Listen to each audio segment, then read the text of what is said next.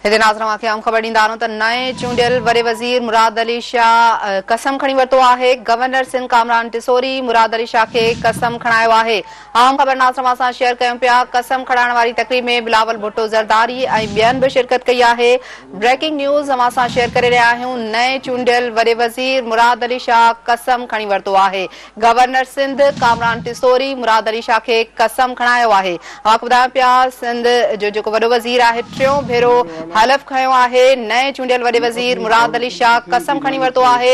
Governor Sindh Kamran Tessori Murad Ali Shah खे कसम खणायो आहे। मुबारकबाद देता हूं और गवर्नर सिंध की इजाजत से रस्म हल्फ वफादारी के इख्तिताम का ऐलान करता हूं। शुक्रिया।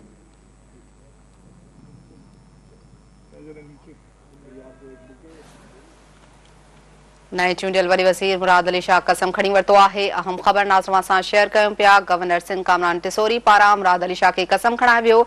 कसम खणाइण वारी तकरीब में पीबी चेयरमैन बिलावल भुट्टो ज़रदारी ऐं ॿियनि शिरकत कई आहे।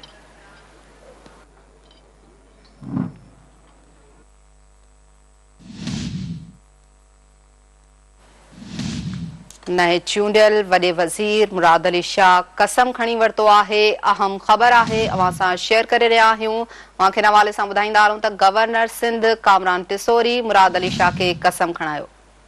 सैयद मुराद अली शाह टियों भेरो वॾो वज़ीर सिंध चूंडिजी वियो आहे।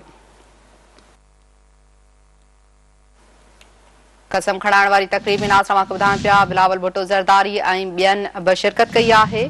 नए चूंडियल वॾे वज़ीर मुराद अली शाह कसम खणी वरितो आहे।